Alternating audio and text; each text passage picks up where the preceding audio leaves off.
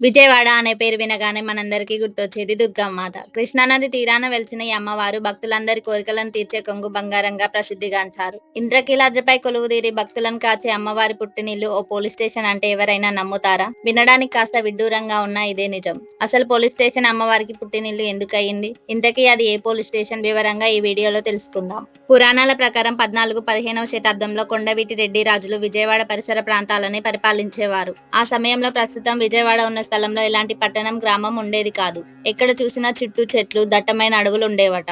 ఆ ప్రాంతం అంతా క్రూర మృగాలు సంచరిస్తూ ఉండేవట. కొంతమంది జాలర్లు కృష్ణానదిలో చేపలు పట్టేందుకు వస్తూ ఉండేవారు. జాలర్లకు కాపలాగా ఉండేందుకు కొండవీటి రెడ్డి రాజులు 2 సిపాయిలను నియమించారు. వారిలో ముఖ్యమైన అతని పేరు మంగయ్య. ఈ 2 సైనికులు చాలా జాగ్రత్తగా వారి విధులను నిర్వహించేవారు. జాలర్లు నదిలో చేపలు పట్టి వాటిని కొండపల్లికి తీసుకొని వెళ్లేవారు. కొండపల్లికి వెళ్లే మార్గం మధ్యలో, అంటే ప్రస్తుతం విజయవాడ 1 టౌన్ పోలీస్ స్టేషన్ ఉన్న ప్రాంతంలో జాలర్లు సేద తీరేవారని చరిత్ర చెబుతుంది. కొద్దిసేపటి తర్వాత మళ్లీ వారి ప్రయాణాన్ని కొనసాగించేవారు. ఏదో చిన్న పొరపాటు కారణంగా జాలర్లకు కాపలాగా ఉన్న 2 సిపాయిలను విధుల నుంచి తొలగించారట. కొంతకాలం తర్వాత నదిలో చేపలు పట్టేందుకు వచ్చే జాలర్లు వారు సేద తీరేందుకు అనుకూలంగా ఆ ప్రాంతంలో చిన్న చిన్న గుడిసెలను కట్టుకున్నారట. అలా ఆ ప్రాంతంలో ఓ చిన్న ఊరు ఏర్పడిందని చెబుతారు. ఆ ఊరిని జాలర్ల పల్లె అని పిలిచేవారట. ఉద్యోగం పోగొట్టుకున్న సైనికులు కూడా జాలర్ల పల్లెలో జాలర్లతో కలిసి జీవనం సాగించేవారు. మంగయ్య జీవనాధారం కోసం మేకలను కాసేవాడు. ఒకరోజు మంగయ్య మేకలను తోలుకొని ఇంద్రకీలాద్రి కొండపై వెళ్లాడని, అక్కడ ఓ ప్రాంతంలో కూర్చొని ఏదో పరధ్యానంలో ఓ చిన్న రాయిని తీసుకొని మట్టి పైన ఏదో గీతలు గీస్తూ కూర్చున్నాడట. అలా గీస్తూ ఉన్న సమయంలో ఆ మట్టిలో నుంచి ఓ చిన్న విగ్రహం లాంటి రూపం బయటపడిందని చరిత్ర. అయినా మంగయ్య పరధ్యానంలో విగ్రహాన్ని పట్టించుకోకుండా వెళ్లిపోవడంతో అమ్మవారు ఆగ్రహించి సిపాయి మంగయ్య కూతురి ఒంటిలోకి పూనిందని చెబుతారు. దాంతో ఆ చిన్నపిల్ల గంభీరంగా మాట్లాడడం మొదలుపెట్టి, ఏం మంగయ్య, నేను అనుగ్రహించినా నన్ను పట్టించుకోకుండా వచ్చేస్తావా అంటూ అడిగింది. ఆ మాటలు విన్న మంగయ్య విగ్రహం బయటపడిన ప్రదేశానికి వెళ్లి విగ్రహాన్ని వెలికి తీసి చూశాడట. అది ఓ అద్భుతమైన అమ్మవారి విగ్రహం. ఆ విషయం జాలర్ల పల్లెలోని ప్రజలకు తెలిసి అమ్మవారికి ఓ చిన్న గుడిసెను నిర్మించి పూజలు చేయడం ప్రారంభించారని చెబుతారు. అలా మంగయ్య అమ్మవారిని సేవిస్తూ ఉండగా ఓ రోజు రాత్రి అమ్మవారు మంగయ్య కలలో కనిపించిందట. అలా కనిపించిన అమ్మవారు, మంగయ్య, నన్ను నీ తోబుట్టువుగా భావించు. దసరా ఉత్సవాలకు మొదటిసారిను నీ చేతుల మీదుగా అందించు. అప్పుడు నేను నీ ఇంటికి వచ్చి పసుపు కుంకుమలు తీసుకుంటాను అని చెప్పి మాయమైందని చెబుతారు. ఆ తర్వాత కొంతకాలానికి మంగయ్య కూతురు అమ్మవారిలో ఐక్యమైందని చెబుతుంటారు. దాంతో అమ్మవారే మంగయ్య చేతితో పూజలు అందుకునేందుకు అతని కూతురులా వచ్చిందని ప్రజల నమ్మకం. అమ్మవారు తన పుట్టినిల్లుగా భావించిన మంగయ్య ఇల్లు కాలక్రమేణా శిథిలం అయిపోవడంతో బ్రిటిష్ అధికారుల కాలంలో 1900 సంవత్సరంలో మంగయ్య ఇల్లు ఉన్న ప్రదేశంలో ఓ పోలీస్ స్టేషన్ ను నిర్మించారు. రాబర్ట్ హెన్స్ అనే బ్రిటిష్ అధికారి అమ్మవారి మహిమలను గురించి, ఆ పోలీస్ స్టేషన్ గురించి ఓ శిలాశాసనంలో రాయించారంట. కానీ ఆ పోలీస్ స్టేషన్ కూడా శిథిలావస్థకు రావడంతో ఇప్పుడున్న 1 టౌన్ పోలీస్ స్టేషన్ ను నిర్మించారు. ప్రస్తుతం బెజవాడ 1 టౌన్ పోలీసులు అమ్మవారిని తమ తోబుట్టువుగా భావించి మొదటిసారిను అమ్మవారికి అందిస్తారు. పోలీస్ స్టేషన్ నుంచి వచ్చిన చీరను అమ్మవారికి అలంకరించిన అనంతరం దసరా ఉత్సవాలు ప్రారంభం అవుతాయి.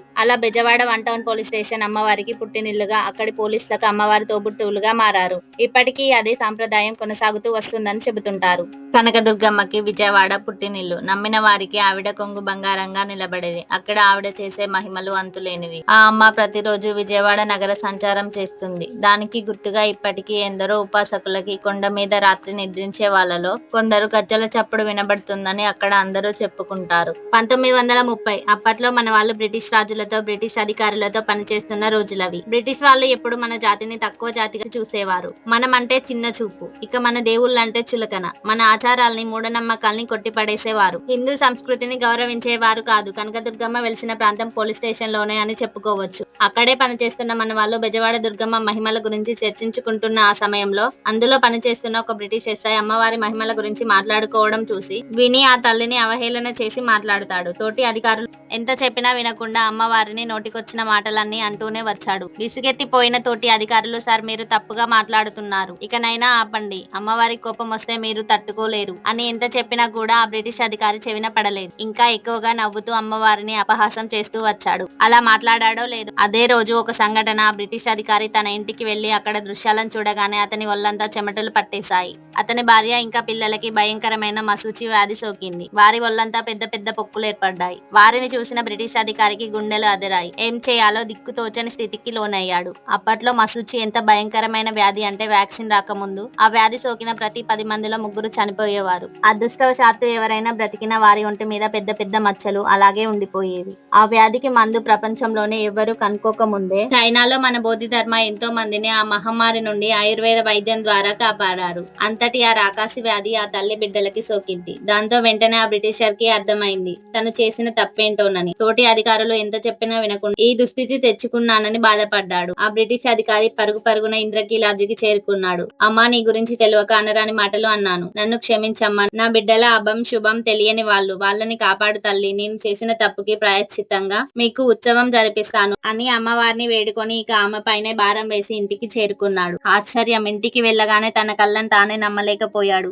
మసూచి వచ్చిన భార్య పిల్లల పైన ఒక్క పొక్కు కూడా లేదు, ఒక్క మచ్చ కూడా లేదు. నిజానికి మసూచి ఒక రోజులో తగ్గే వ్యాధి కానే కాదు. అలా ప్రత్యక్షంగా అద్భుతాన్ని చూసిన బ్రిటిషర్ ఆనందానికి అవధులు లేకుండా పోయాయి. ఇదంతా ఆ అమ్మ అనుగ్రహమేనని, ఆ అమ్మలు గన్న అమ్మ ముగ్గురమ్మల మూల కుటుంబం అని మనసారా వేడుకొని భక్తుడిగా మారాడు. అతను పనిచేసే పోలీస్ స్టేషన్ లోనే అమ్మవారికి ఘనంగా ఉత్సవం జరిపిస్తాడు. ఆ స్టేషన్ ఇప్పుడున్న 1 టౌన్ పోలీస్ స్టేషనే. ఎన్నో ఏళ్లు గడిచిన ఆ ఆచారం మాత్రం బెజవాడ పోలీస్ స్టేషన్ వారు ఇప్పటికీ ఆచరిస్తున్నారు. దసరా ఉత్సవాలు ఇంద్రకీలాద్రిపై మొదలు కాని ముందు రోజు బెజవాడ 1 టౌన్ పోలీస్ స్టేషన్ ని కనుల విందుగా విద్యుత్ దీపాలతో అలంకరించి ముస్తాబు చేస్తారు. మొదటి పూజ అక్కడే నిర్వహించిన తర్వాత అమ్మవారికి చీర సార తీసుకొని కొండపైకి ఊరేగింపుగా వెళ్తారు. ఆ తర్వాతే దుర్గమ్మ దసరా ఉత్సవాలు మొదలవుతాయి. ఈ ఆచారం పోలీసులకు ఉండడం ఏంటి అని కొంతమంది వారి నుండి ఈ ఆచారాన్ని చేజిక్కించుకోవాలని ప్రయత్నించారట. కానీ ఆ అమ్మవారి ఆగ్రహంతో ఆ ప్రయత్నాలు మానుకోవలసి వచ్చిందట. ఉత్సవాలు జరిగే 9 రోజుల్లో పోలీసులు కొంతమంది మాంసం తినకపోవడం, చెప్పులు వేసుకోకపోవడం, నేలపైనే పడుకోవడం వంటి నియమాలు పాటిస్తూ ఎంతో నిష్టగా ఉంటారట. ఎన్నో ఏళ్లుగా ఈ ఆచారం వస్తుంది కాబట్టి ఇతర మతస్థులైన పోలీసు వారు కూడా, ఇక్కడ నియమితులైన వారు కూడా ఎలాంటి కులమత భేదాలు లేకుండా ఈ ఉత్సవాన్ని జరుపుకుంటారని చెప్పుకుంటారు. అంతే కదా మరి, అమ్మవారి దగ్గర కులమేంటి మతమేంటి, తల్లి కాపాడు అని వేడుకోగానే ఆ తల్లి ఆ బ్రిటిషర్ ని, అతని కుటుంబాన్ని కాపాడింది. ఆ దుర్గమ్మ అమ్మను మనసారా ప్రార్థిస్తే ఆ అమ్మలగన్న అమ్మ దుర్గమ్మ ఎప్పుడూ మీ వెంటే ఉంటుంది.